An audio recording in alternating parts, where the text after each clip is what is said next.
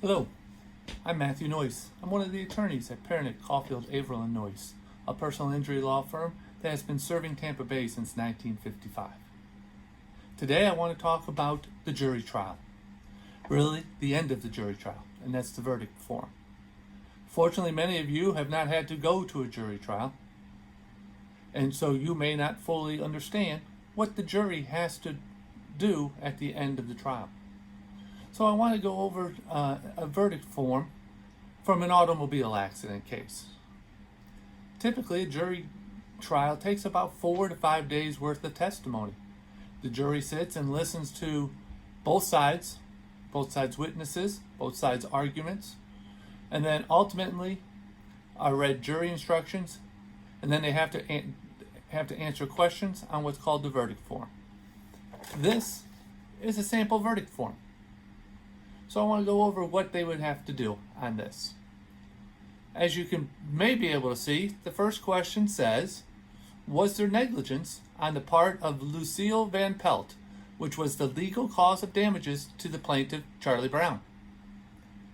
The jury has to answer yes or no. What that's saying is, did Lucille Van Pelt, or Lucy we'll call her, did Lucy commit negligence that resulted in damages to Charlie? If the answer is yes, you go to the next question. If the answer is no, then the case is over and you sign the verdict form and you don't go to the next questions. But assume that we can prove that Lucy did commit negligence that caused damages to Charlie Brown. You go to number 2, and it says, was there negligence on the part of the plaintiff, Charlie Brown, which was the legal cause of his damages? In Florida, that's what we call comparative negligence. If Charlie Brown also contributed to his injuries, then Lucy does not have to compensate him for all his damages. Lucy just has to compensate him for the percentage of the damages that she caused. So if there was comparative negligence, the jury would have to mark yes and move on to number 3. If there was no comparative negligence, they would mark no and still move on to question number 3. Question number 3 is the allocation of the comparative negligence. And it states, state the percentages of any negligence which was the legal cause of damages to the plaintiff, Charlie Brown, that you charged to, and then it says Lucy Van Pelt, Charlie Brown, and then a total. If there were more than just these 2 people that may have caused negligence, everybody would be listed here. And the jury has to come up with the percentage that person caused the injuries. And that is often quite debated when there's comparative negligence. Was it 50-50? Was it 75-25? Was it 91-9? That's ultimately up to the jury to decide. The only thing the jury has to do is make sure that the total equals 100%. And so then, once they determine what the liability is, and after listening to all the testimony, then they actually go to the damages. And the verdict form tells the jurors that do not make any reductions because of the negligence that the plaintiff may have caused. The court will enter the judgment in accordance with the percentages of the negligence in question number 3. And so number 4 goes to the damages. What is the amount, if any, of damages caused to plaintiff Charlie Brown for medical expenses in the past as a result of the incident complained of? What's the past medical expenses? Number 5, what is the amount, if any, of any future damages for medical expenses to be sustained over future years, reduced to present value as a result of the incident complained of? Right here, it says, what are the future medical expenses? Now, you're supposed to reduce it down to present value. There's a jury instructions that talks about what present value is. But remember, the juries are 6 people who don't have math educations or masters in math. don't have scientific knowledge of causation and such like that. It's 6 people trying to make these determinations after they heard all the testimony. So after the medical, it goes to the lost wages. What is the amount of damages sustained by the plaintiff, Charlie Brown, for lost wages or loss of earning capacity in the past as a result of the incident complained of?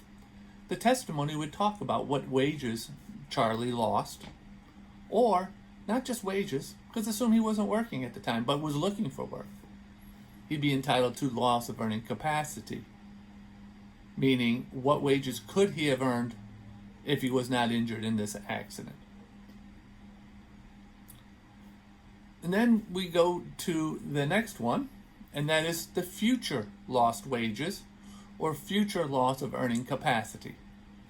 They have to put a dollar amount for that too. And remember, it's present value, so the jury instruction on present value would have to come into play for that as well.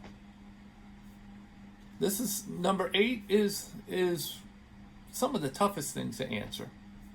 All here, there's testimony about the amount of medical expenses, estimates of future medical expenses. There's probably evidence about lost wages and an argument about what future lost wages would be. Number 8's the hard part, and that's the intangible damages. And it says, if the greater weight of the evidence shows that Charlie Brown's injuries were in whole or in part permanent within a reasonable degree of medical probability, then go to question number 8. What that says is that we have to prove that there's a permanent injury. If we cannot establish that Charlie Brown sustained a permanent injury, then the only damages allowed are these 4: past medical expenses, future medical expenses, past lost wages, and future lost wages. But if we can prove that he had a permanent injury, then we can seek compensation for the intangible damages. Intangible damages are like the pain and suffering. In fact, it breaks it down.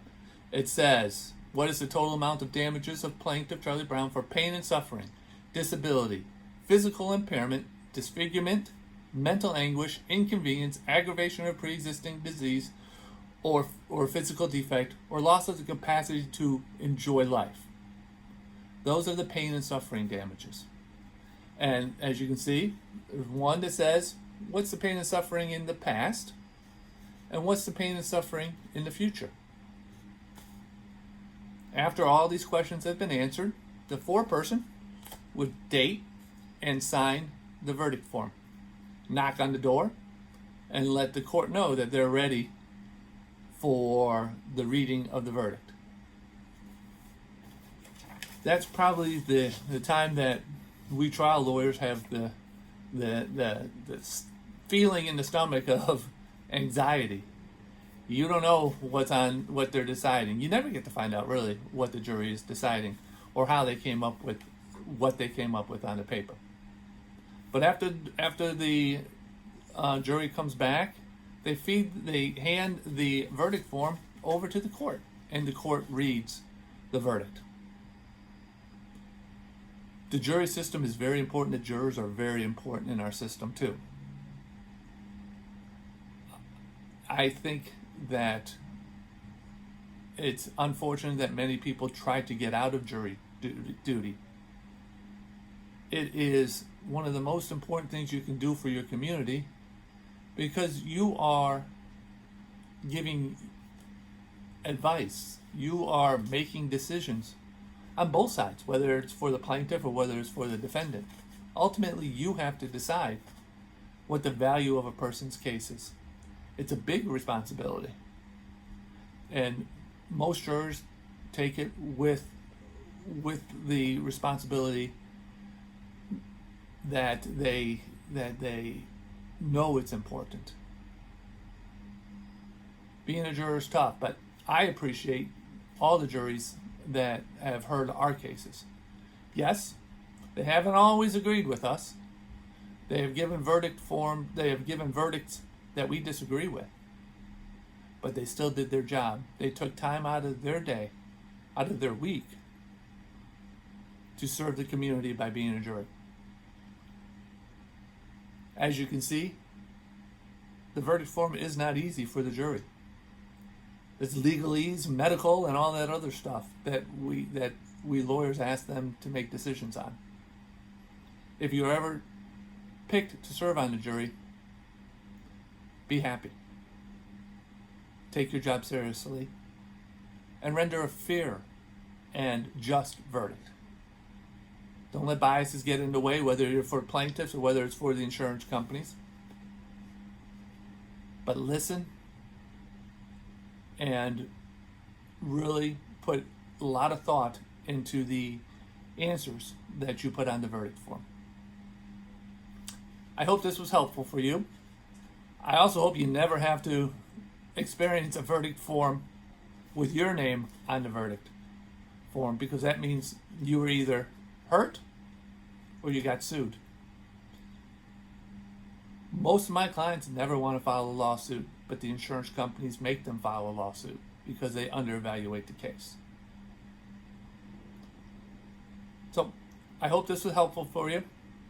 If you have any questions regarding injuries after a car accident, the trial process, or personal injury in general, please give me a call at 727-796-8282. We're here to help you through a trying time in your life. Thank you.